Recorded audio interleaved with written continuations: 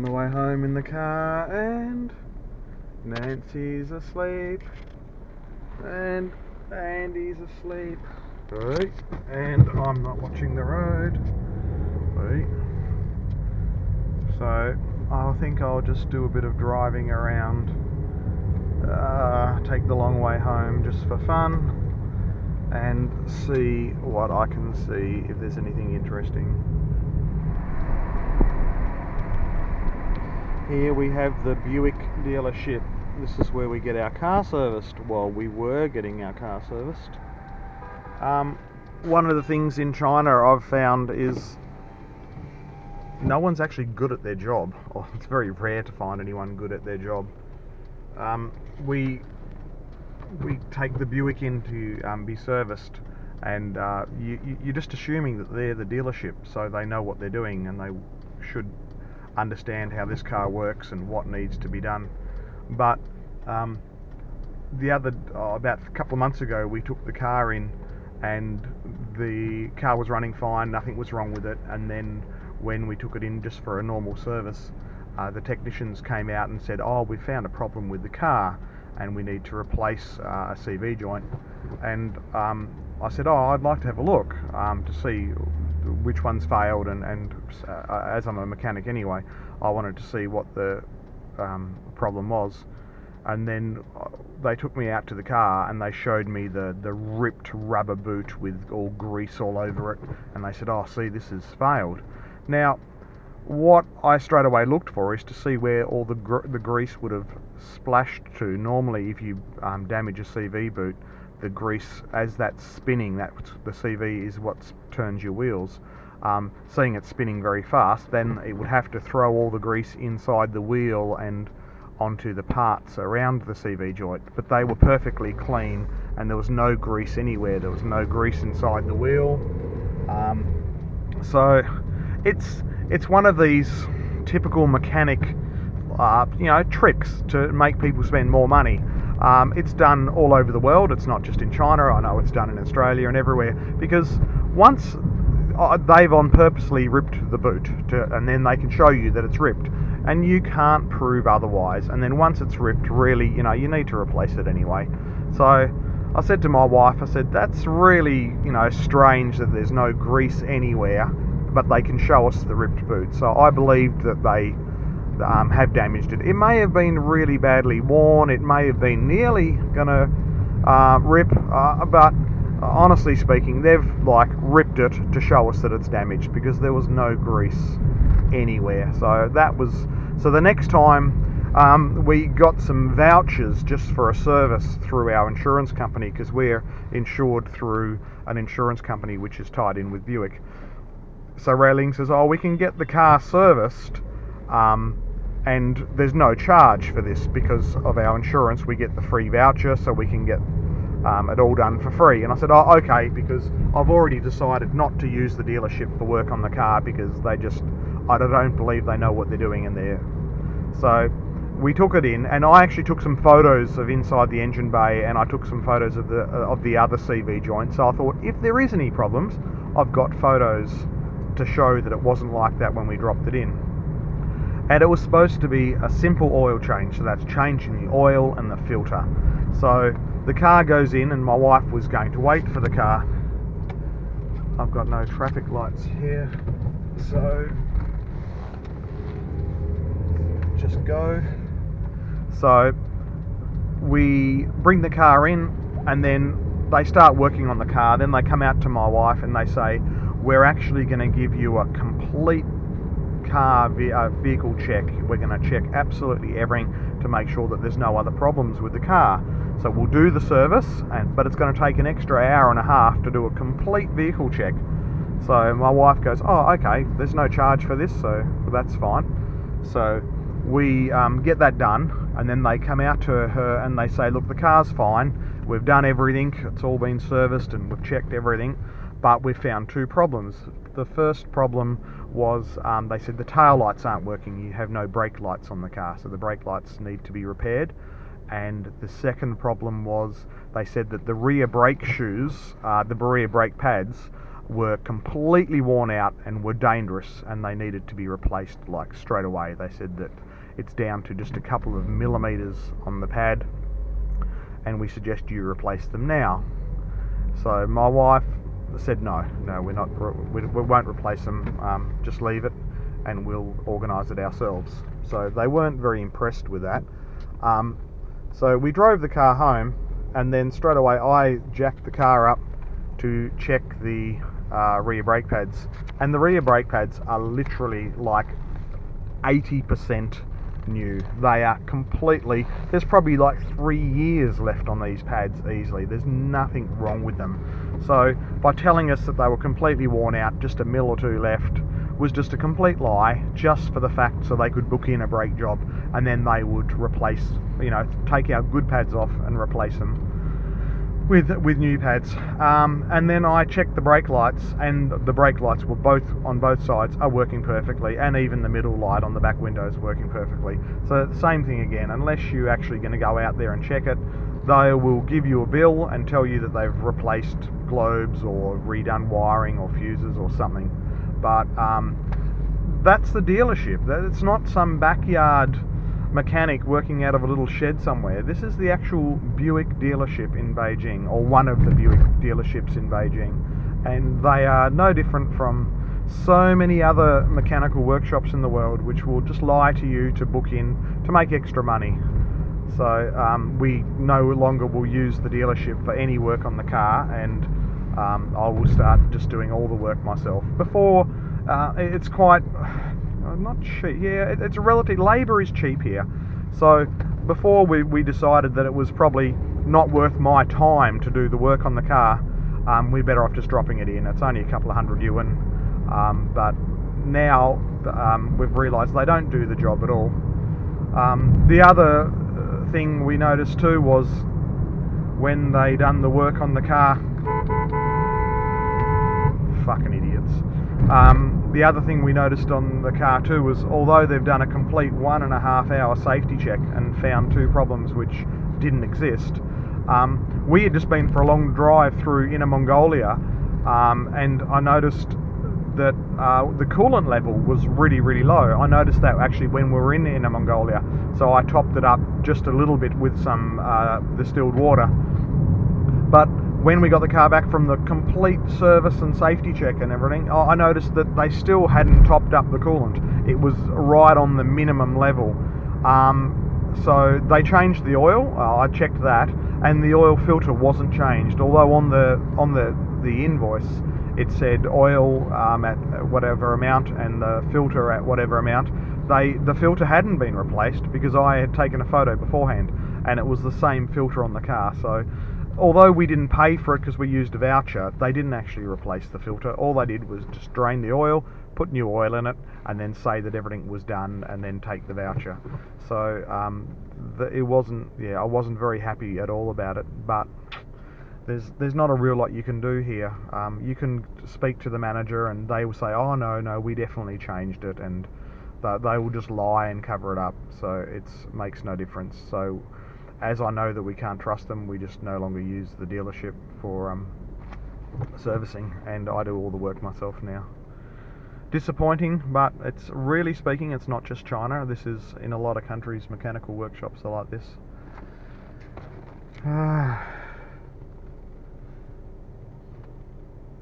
My 2 little monsters are still asleep. Having a nice sleep on the way home.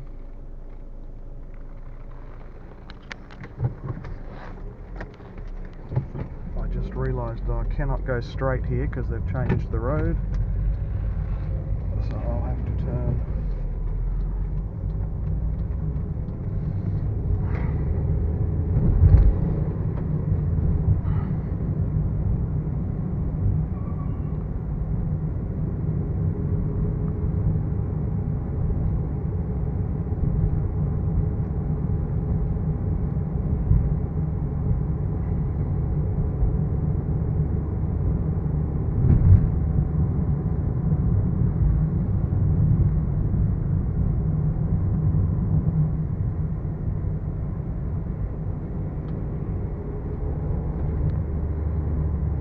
It's quite cold outside, but it's beautiful weather in Beijing at the moment. It's a beautiful weather as in like it's a nice sunny day and it's pretty clear.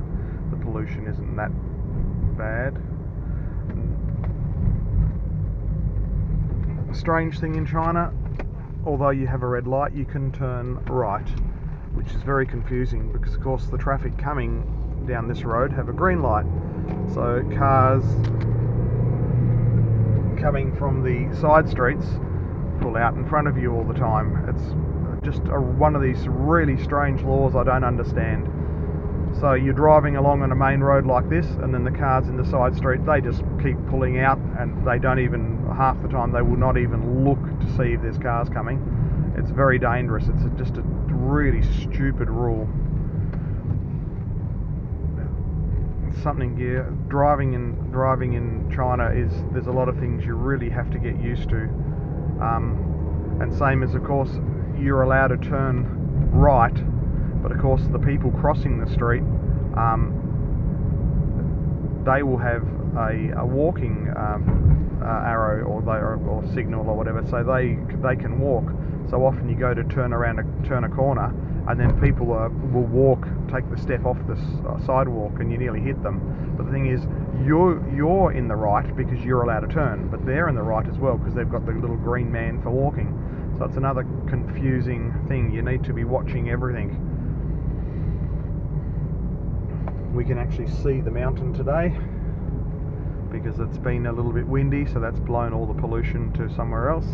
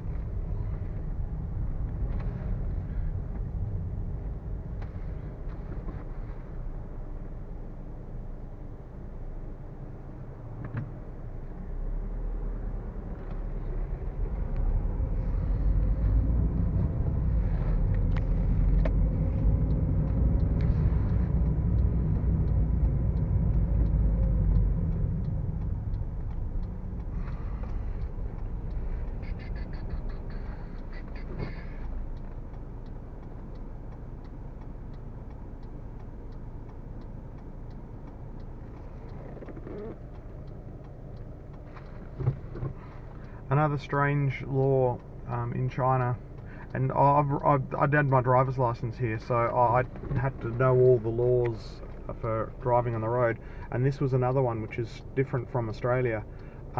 When you're at an intersection like this and I'm turning left, in actual fact I have right of way, so the cars coming the other way, they are meant to give way to me, which is different from everywhere else in the world.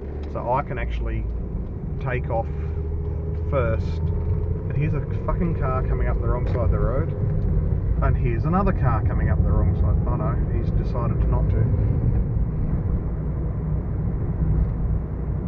This is to my home. I live just outside of the 5th Ring Road, so this is like the outskirts of Beijing.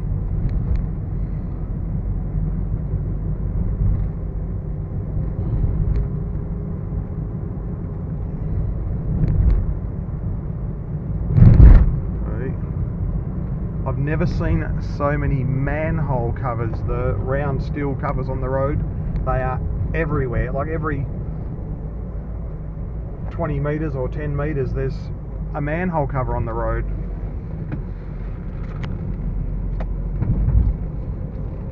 Here's another one. There must be like 40 or 50 just on this couple of 100-metre stretch of road. And another one, and another one, and another one, and another one over there. And they're just everywhere. I don't know. There must be a lot of tunnels underground. So red light, but you can turn here. This is the new community centre they've built opposite my home. So now suddenly cars are all parked on the footpath, parked in the bike lane, parked on the road. There are just cars everywhere. They've built a new community centre and a McDonald's. So the traffic, all these cars are parked on the road. The traffic has just gone ridiculous because of the McDonald's and the community centre. There's a shopping centre there now and a movie theatre. This is my home. So these buildings are about 10 years old. They were built in 2000 and actually a bit more than that now. They're about 13 years old.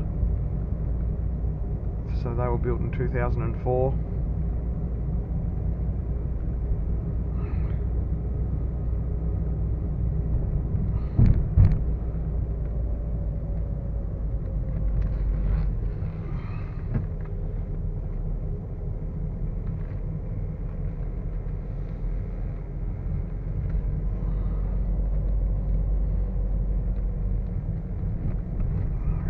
Home is just down here. Let's see if I can find somewhere to park. Bikes. My motorbike. I think I will park here.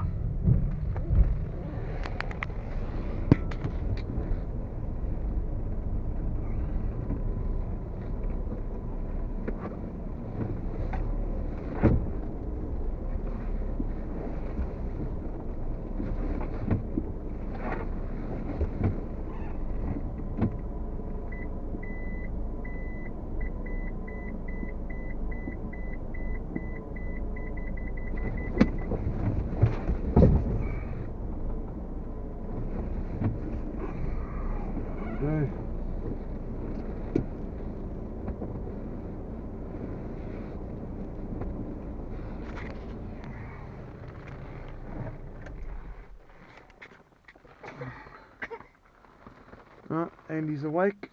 Hey Andy. And Nancy's still fast asleep. Okay, so I might have to carry Nancy upstairs.